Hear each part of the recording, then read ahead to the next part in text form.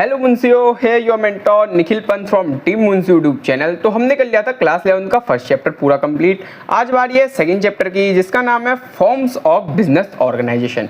अब देखो, forms of business organisation मतलब क्या होता है। फॉर्म्स मतलब एक तरीके से होता है टाइप्स, इसका मतलब टाइप्स भी होता है, types of business organisation. Business organisation के कितने टाइप्स होते हैं, इसको समझने से पहले मैं आपको एक एग्जांपल देता हूं, ठीक है। क्योंकि मैं बिलीव करता हूं कि आप लोग क्या करो, बिजनेस स्टडीज को एग्जांपल के थ्रू समझो, क्योंकि आपके लिए यार बिजनेस, कॉमर्स ये सब नया सब्जेक्ट है। ये आप अगर एग्जाम्पल के साथ सीखोगे, आपके कॉन्सेप्ट भी क्लियर होंगे और आपको रियल लाइफ बिजनेस के बारे में भी पता चलेगा। चलो ले लेते हैं एक एग्जाम्पल आपकी क्लास का। आपकी क्लास में है 5 बच्चे, ठीक है। आपकी क्लास में 5 बच्चे हैं, ये 5 बच्चे मैंने यहाँ पे ड्रॉ कर दिए। ध्यान से स्लाइड में देखो आप लोग। पहले का नाम है चंगू, दूसरे का नाम है मंगू, तीसरे का नाम है टिंकू, चौथे का नाम है पिंकू, ठीक है। चंगू, मंगू, टिंकू, पिंकू, ठीक है। ये 4 लोग तुम्हारी क्लास में हैं, जिसमें चंगू मंगू ऐसे फ्रेंड हैं, बेस्ट फ्रेंड फॉर एवर। ये दोनों इतने अच्छे फ्रेंड हैं जो लंच भी साथ करते हैं, वॉशरूम तक भी साथ जाते हैं और क्लास में भी साथ बैठते हैं। इनका रहना सहना सब एक साथ होता है। और टिंकू जो है वो बहुत खतरनाक बच्चा है, जिसके पापा और उसके दादाजी का एक पहले से खानदानी बिजनेस है जो चलता आ रहा है, और ये अपनी क्लास में भी एकदम हाई ऑरा बना के चलता है कि मेरे तो बाप दादा का बिजनेस है। और पिंकू, हालांकि लड़कियां थोड़ी एटीट्यूड वाली होती हैं, तो हमारी पिंकू भी वैसी है, थोड़ा सा एटीट्यूड है, सब कुछ अकेले करने की सोचती है। तो इसने भी सोचा कि मैं बिजनेस करूंगी, अकेले करूंगी। तो इसमें से आपको क्या लगा कि जो चंगू मंगू थे, इन्होंने किया साथ में बिजनेस स्टार्ट। आपने क्या बोला, चंगू मंगू बिजनेस करने लग गए। फिर टिंकू अपने बाप दादा के बिजनेस में बैठ गया। आपने क्या बोला, टिंकू भी बिजनेस करने लग गया। पिंकू ने अपना सिंगल बिजनेस चलाया, क्योंकि पिंकू जो थी एटीट्यूड वाली लड़की थी। पिंकू ने बोला मैं सिंगल करूंगी, तो पिंकू ने जो अपना सिंगल बिजनेस चलाया, उसे भी तुमने क्या बोला कि पिंकू जो है बिजनेस करने लग गई। पर आज हम इसी को क्लियर करेंगे कि जब सिंगल बंदा बिजनेस चलाता है उसे क्या बोलते हैं, और जब फैमिली बिजनेस चलता है उसे क्या बोलते हैं, ये आज हम डिटेल में जानेंगे। तो आओ शुरू करते हैं। Forms of business organisation. देखो 5 टाइप्स हैं बिजनेस ऑर्गेनाइजेशन के। पहला है सोल प्रोप्राइटरशिप, जहाँ पे एक सिंगल बंदा बिजनेस चलाता है, जैसे हमारी पिंकू। फिर तीसरा है joint Hindu family business. Hindu family जो अपना बिजनेस अपने पुरखों से, अपने पूर्वजों से, बाप दादाओं से चलाते आ रही है, वो ज्वाइंट हिंदू फैमिली के आ गया, जो हमारा टिंकू भाई चला रहा था। एक होती है कोऑपरेटिव सोसाइटी। कोऑपरेटिव सोसाइटी क्या होता है, ये हम आगे तो डिटेल में जानेंगे, लेकिन अभी आपको बस एक नॉर्मल एग्जांपल बताता हूँ। जिनके पास फंड की कमी होती है, जिनके पास फाइनेंस की कमी होती है, वो लोग साथ में आते हैं और साथ में आके, जैसे आपकी क्लास में मान लो कुछ जो बैक बेंचर थे, उनके पास फंड की कमी थी और उनके पास दिमाग की भी कमी थी, तो वो लोग साथ में आए और उन्होंने क्या किया, बिजनेस स्टार्ट किया, तो वो कोऑपरेटिव सोसाइटी के अंदर आ गया। फिर पार्टनरशिप, जो हमारे चंगू मंगू 2 भाई थे, इन्होंने पार्टनरशिप कर दी। और ज्वाइंट स्टॉक कंपनी, अभी आप आगे डिटेल में बढ़ोगे, जब कुछ लोग मिलके एक कंपनी खोलते हैं उसे हम ज्वाइंट स्टॉक कंपनी बोलते हैं। तो ये है कुछ फॉर्म्स ऑफ बिजनेस ऑर्गेनाइजेशन। ये सब बिजनेस तो है ही, पर ये जो अलग अलग टाइप्स होते हैं बिजनेस के, वो हैं, इनको हम डिटेल में इसी चैप्टर में पढ़ेंगे। और ये चैप्टर पढ़ने के बाद आपकी बिजनेस को लेकर क्लियरिटी आ जाने वाली है। देखो सोल प्रोप्राइटरशिप मतलब पिंकू का बिजनेस जो हमने बोला था। तो देखो सोल मतलब क्या होता है, सोल मतलब होता है वन, और प्रोप्राइटर मतलब क्या होता है, ओनर, मतलब सिंगल ओनर, वन ओनर। इसकी मीनिंग क्या है मैंने आपको बता दी। जब एक सिंगल बंदा, सिंगल ओनर जब बिजनेस को स्टार्ट करता है, sole proprietorship means business that own करना, मैनेज करना, कंट्रोल करना बाय अ सिंगल पर्सन। एक कोई भी बिजनेस जो एक सिंगल पर्सन के द्वारा ओन करना, मैनेज करना सिंगल पर्सन के द्वारा, और कंट्रोल करना, उसे ही हम सोल प्रोप्राइटरशिप बोलते हैं। He and she run the business, earn profit and take all risk. जो सिंगल बंदा होता है, जो बिजनेस चला रहा होता है, वही सारे प्रॉफिट लेगा और वही सारे लॉस को बेयर भी करेगा। It is a oldest and most common business in India. ये सबसे ओल्डेस्ट है और मोस्ट कॉमन बिजनेस है इंडिया में। देखो यहाँ पे एक लड़की बनी है, ये हमारी पिंकू है। तो ये पिंकू क्या कर रही है, ये सिंगल ही ओन कर रही है, सिंगल ही बिजनेस को ओन करती है, सिंगल ही देखो मैनेज भी सिंगल ही कर रही है और कंट्रोल भी सिंगल ही करती है। पर सिंगल ये क्या करती है, प्रॉफिट भी पूरा अपना लेती है, और अगर इसके बिजनेस में लॉस भी हो गया तो ये पूरा लॉस भी खुद लेती है। एग्जांपल में देखो, आपके आसपास कई सारे स्टोर्स होंगे, किराना स्टोर्स, छोटे छोटे मार्ट होंगे, या कोई बड़ा बिजनेस भी जो सिंगल ओनर के थ्रू चलता है, वो सोल प्रोप्राइटरशिप होता है। जैसे tea stall, barber shop, general store, small tuition centre, कोई ट्यूशन सेंटर, ये भी सोल प्रोप्राइटरशिप में चलता है। सोल प्रोप्राइटरशिप आपको समझ में आ गया जब कोई सिंगल बंदा बिजनेस को ओन एंड कंट्रोल करता है। तो इसके फीचर्स देख लेते हैं। देखो हर बार क्या होता है ना कि आपकी जो डेफिनेशन होती है, अगर आपको डेफिनेशन समझ में आ गई तो कैरेक्टरिस्टिक्स और फीचर्स उसी से निकल के आ जाते हैं। तो पहला कैरेक्टरिस्टिक, पहला इसका फीचर क्या होगा कि ये सिंगल ओनरशिप है। और डेफिनेशन में हमने क्या पढ़ा कि सोल प्रोप्राइटरशिप जो होती है वो सिंगल ही ओन होता है। इसका कैरेक्टरिस्टिक भी डेफिनेशन से ही निकल के आया। तो सोल ओनरशिप, तो इसमें क्या होता है, एक सिंगल पर्सन ओन करता है, यही सारी रिस्पॉन्सिबिलिटी और यही सारा कैपिटल। कैपिटल क्या होती है, देखो कैपिटल आपको पता होना चाहिए। कैपिटल क्या होती है, जो भी पैसा बिजनेस को स्टार्ट करने के लिए जो ओनर लगाता है उसे कैपिटल कहते हैं। ठीक है, अगर आपको ये बेसिक अकाउंटिंग टर्म्स अभी भी नहीं आ रहे हैं तो बेटा ये बहुत प्रॉब्लम खड़ी कर सकता है।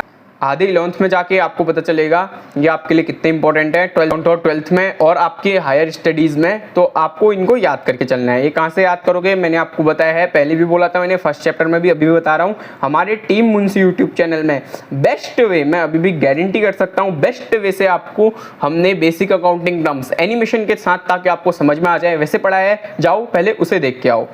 ठीक है, तो हमने क्या बोला था, हमने डेफिनेशन के साथ हम कैरेक्टरिस्टिक इसके बनाएंगे। देखो डेफिनेशन से ही कैरेक्टरिस्टिक निकालेंगे। हमने क्या बोला था, सिंगल ओनरशिप होती है, ये एक कैरेक्टरिस्टिक हो गया। और अगर सिंगल ओनरशिप होती है तो एक ही बंदा कंट्रोल करेगा, वन मैन कंट्रोल। और डिसीजन, स्मॉल डिसीजन या कोई बिग डिसीजन, वो सब क्या होंगे, जो ओनर है, जो सिंगल बंदा है वो ही लेगा। फुल फ्रीडम होती है मैनेज करने की, वो जैसे चाहे वैसे मैनेज कर सकता है, जैसे चाहे डिसीजन ले सकता है, जैसे चाहे वो रूल बना सकता है। अनलिमिटेड लायबिलिटी, तो मान लो जैसे मैं हूं, मैंने आपके इलाके में एक मॉल खोलना चाहा, तो उस मॉल खोलने के लिए मैं लोन लूंगा। कोई भी बिजनेस चलाने के लिए हमेशा आपको लोन लेना पड़ता है। आपके पास इतनी इनिशियल इन्वेस्टमेंट, छोटा मोटा बिजनेस तो हाँ ऐसे ही चल जाएगा, 50,000 1 लाख का बिजनेस तो आपके पास पड़ा होता है कैश। बट हाँ, आपको 10 15 लाख 50 लाख 1 करोड़ तक का अगर बिजनेस खोलना है तो उसके लिए आपको लोन तो लेना ही पड़ेगा। चाहे वो फिर बैंक से हो या फैमिली से हो, फ्रेंड से हो, किसी से भी हो, लोन लेना पड़ता है। तो वही लोन जो होता है अनलिमिटेड हो जाता है। जो सिंगल पर्सन होता है उसी ने सारा लोन देना पड़ता है, उसी ने सारा लोन पर्सनली बेयर करना पड़ता है। ठीक है, अगर कोई सिंगल पर्सन है, लोन देने के लिए उसने अपनी चीज़ों को भी बेचना पड़ सकता है बिजनेस में, उसी ने सारा लोन देना पड़ता है। वही क्या करेगा, सारा जो लोन होगा उसी का भुगतान, अगर कोई सिंगल पर्सन है वही लोन का भुगतान करेगा। तो उसके पास क्या होती है, लायबिलिटी जो होती है अनलिमिटेड होती है। जितनी भी लायबिलिटी वो लेगा, जितने भी कर्ज वो लोगों से लेगा, उसके पास वो कर्ज वो खुद ही पे करेगा, कोई और पे नहीं करेगा। तो जितनी भी लायबिलिटी होती है ओनर के पास खुद की होती है। फोर्थ पॉइंट है, मैंने डेफिनेशन में क्या बोला, रिस्क भी वो खुद लेगा, प्रॉफिट भी खुद लेगा। तो यहाँ पे उसका कैरेक्टरिस्टिक भी वही बन के आ गया, risk, personal risk and reward. The owners bear all risks and also keep the all profit। देखो अगर कोई सिंगल बंदा है जो बिजनेस चला रहा है, वही तो सारे रिस्क को लेगा और वही जितना भी प्रॉफिट होगा सब वही लेगा, या तो किसी में बांट तो नहीं देगा।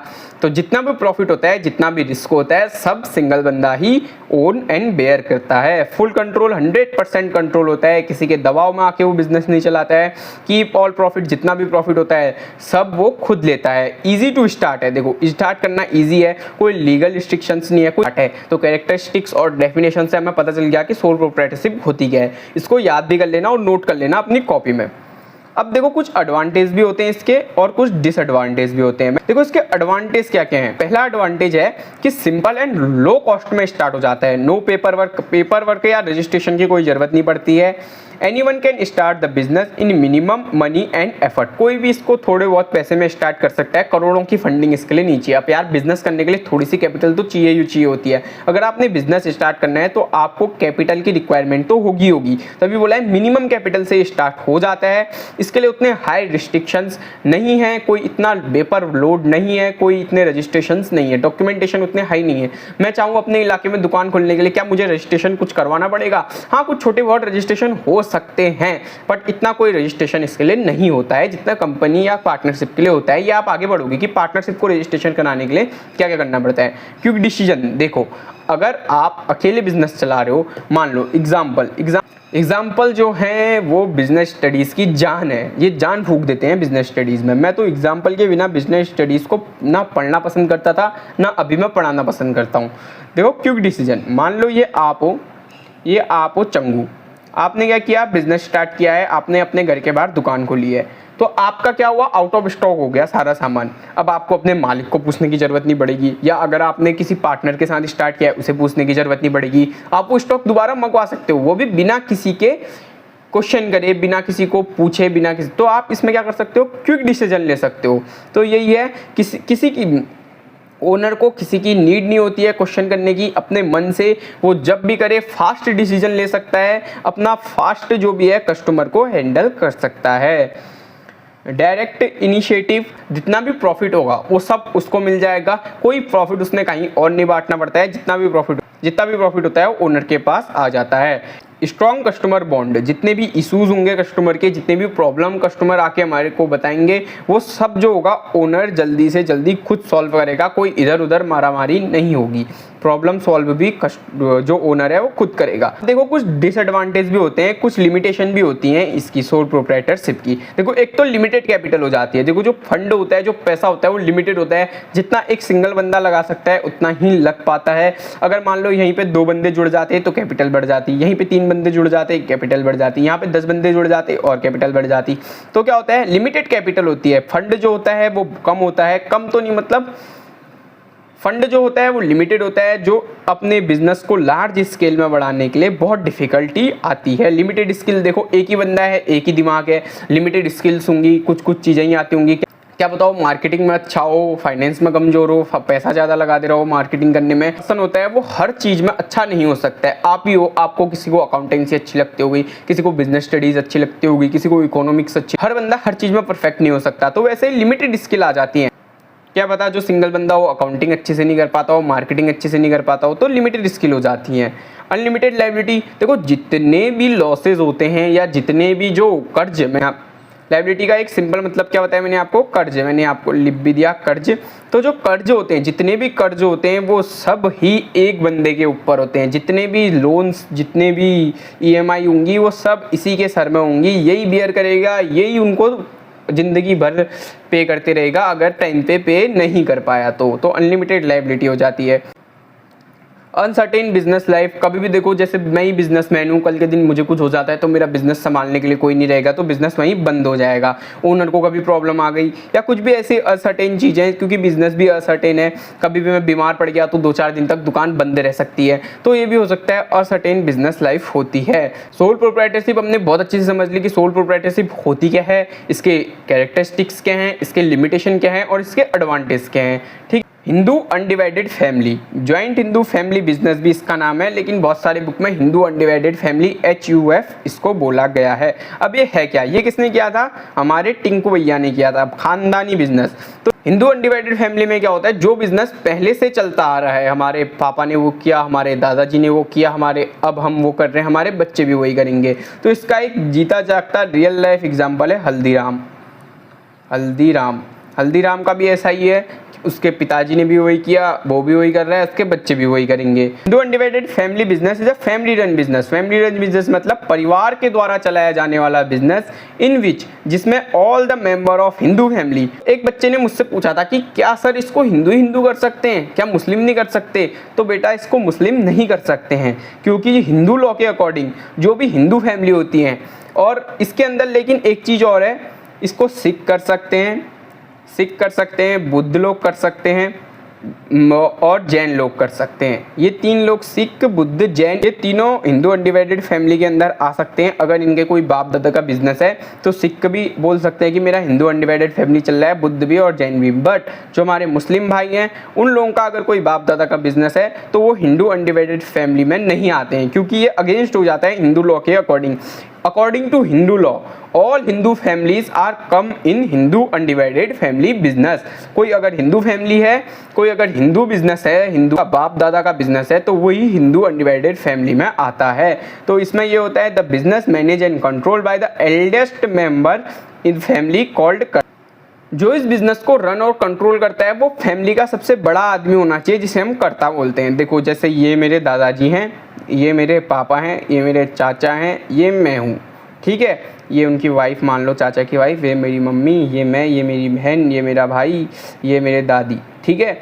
अब ये मेरा बिजनेस चलता आ रहा है, मेरे दादाजी ने भी वही किया, मेरे पापा चाचा ने भी वही किया, मैं भी यही कर रहा हूँ। तो जो फैमिली के सबसे एल्डेस्ट मेंबर हो गए, एल्डेस्ट मेंबर कौन है? मेरे दादाजी। तो ये हो गए बिजनेस के ओनर, बिजनेस के कर्ता, जो ओन और कंट्रोल करेंगे पूरे बिजनेस को। हालांकि हमारे पास भी हिस्सेदारी होगी, हम को ओनर्स बोले जाएंगे, पर जो बिजनेस का सबसे एल्डेस्ट मेंबर होगा उसे हम बोलेंगे कर्ता, वही बिजनेस को ओन एंड मैनेज करता है।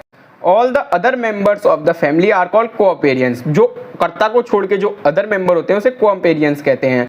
दे ऑटोमेटिकली बिकम को owner of the business by birth. वो पैदा होते ही को ओनर बन जाते हैं बिजनेस के। देखो मेरे दादाजी की डेथ हो जाएगी तो कर्ता कौन बन जाएंगे? मेरे पिताजी, ठीक है। उनके बाद कौन कर्ता बनेगा? मैं। और मेरे बच्चे जो क्या होंगे? वो को ओनर्स बनते जाएंगे। वो ऐसे ही जो हिंदू अनडिवाइडेड फैमिली है चलता आता है। तो हिंदू अनडिवाइडेड फैमिली समझ में आ गया होगा। जब एक हिंदू फैमिली बिजनेस को रन करती है, जिसमें जो एल्डेस्ट मेंबर होते हैं, जो सबसे बुजुर्ग आदमी होते हैं, वो बिजनेस को मैनेज और कंट्रोल करते हैं, जिन्हें हम कर्ता बोलते हैं। और जो बिजनेस होता है वो हिंदू फैमिली के द्वारा, पूरे फैमिली के द्वारा बिजनेस को चलाया जाता है।